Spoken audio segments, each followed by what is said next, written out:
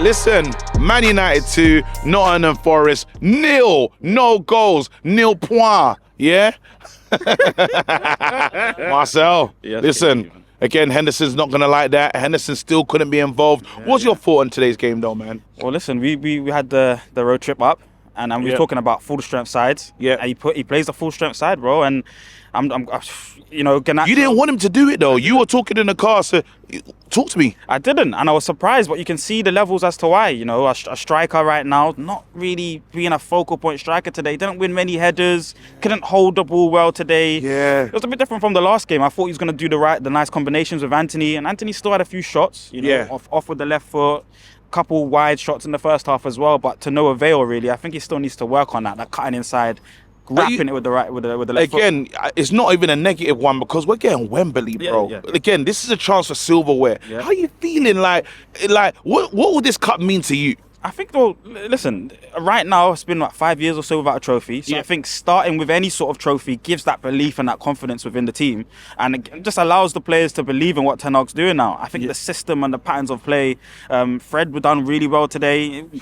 Side. I think scores a goal, and in that first half was doing a good rotations with Garnacho, good movement and stuff. But it was similar to the game against Reading. Yeah. The game against Reading, the first half was very dull. Nobody really stood out. Nobody was really playing emphatic football. But what about Garnacho in the first half? He asked a lot of questions. He asked a lot of questions. Yep. He asked a lot of questions, Garnacho, today. Yeah. You saw he was the brightest probably in the first half, right? Yeah. Again, so he's the understudy to Rashford.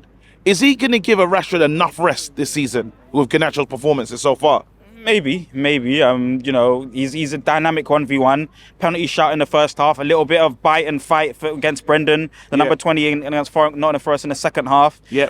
Fred had penalty shouts in the second half as well. The referee was a joke, by the way. Yeah, the referee was poor today. Lots of penalty opportunities. I think Anthony as well. Garnacho in the first half was okay. I think he done well. Nice bit of touches. And in the second half, I think, was getting a bit into too many scraps. I think. Yes, he saved him. He saved him. He pulled him out, brought on Rashford. Rashford, again, he's key to us. He's a key to our play. I think, does he set up the Fred goal? Like, yeah, pass. It's a pass. First time pass across the box, and then Fred just kind of bounces off Fred. But yeah, intelligent, nice. That whole goal was a nice set of combinations through Sancho. Sancho playing in the 10. I've mentioned that before on our yeah. Sancho can come in as a 10, and it looks like it's something that he'll be working on. Bruno was out wide. It was Bruno that went out wide. I thought it was shocking seeing Bruno out wide, with Sancho back, but it just goes to show that the manager's going to try different things. And you know what, maybe that might help us, because let's say, just if you want to mess things, you want to play a bit of scramble with the team, you might put Bruno deeper next to Casemiro, Sancho in a 10, and still have that natural width with Anthony. So again, it gives us options. How do you feel about Sancho being back, though? Great point on the interchangeability. I think that's part of Ten Hag's game. We spoke to the We Talk Ajax guys. They said potentially Bruno ends up going out wide, Sancho not occupying that 10 space. Who's it in particular? Sancho. Yeah.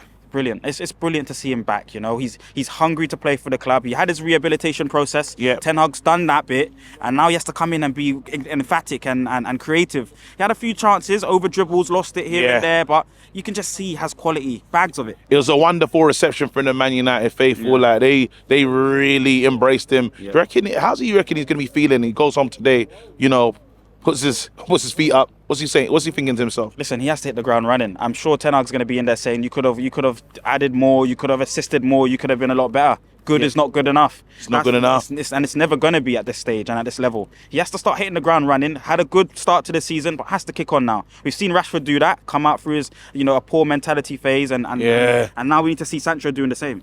All right, talk to me about your man of the match today. I think it's quite hard for me to choose one, but I don't know. I liked Wan-Bissaka's performance again. Got hit and clattered a lot of times. My boy Wambi. Listen, Wan-Bissaka's been brilliant so far. That pass down the line, driven pass down the line. He's done that in a few games now. Again, consistent. Luke Shaw was okay when he came in his involvement. I really liked Bruno. A lot of the creativity, even though it was minimal today. Yes. A lot of it came from Bruno. Yes. I really like Fred, and Fred has a big task today. Yes. In general, he has a massive task. Replacing Eriksen. Yes, Sabitza's in there now, but he's got a massive task. 2 in 2 games, I think, in terms of goals. I'm going to give it to Fred. Give it to Fred. I just want to quickly ask you, though. Does Wambi keep the shirt? If the lows fit tomorrow, who plays? Ten Hag done this with Casemiro, who's a higher caliber of footballer, with Scott McTominay. Scott McTominay was in a good vein of form. I'm not asking about Ten Hag right now. What are you doing? You're the I'm keeping Wamby in there, 100%, bro. I'm keeping Wamby in there. He's been dynamic, clever little flicks over players' head, dribbling the ball when he needs to, decent touches as well. You know, at times he's poor technically, but at times you're thinking, well, this is a bloody good player that we've got on our hands. It's just, you know, we can tell we need a striker. Weghorst still's not that caliber. When Tony Marshall, as soon as he comes on the pitch, so effective. Yeah. Goals straight away, connecting the play well. He's a fantastic player, and you can see why we need someone of that caliber and better, you know, Osimhen. So Wamby stays in. Yes. Weghorst out, Marshall in. Yes. That's how you're looking at it, bro. All right, well, we're getting to Wembley. Finally, what's going to be the score, man? I'm asking everyone for their predictions. Listen, Newcastle's not a... Don't start. Don't take the piss. Don't take the piss. What are we going to do to them, though? I'm going to say it's going to be a tight game.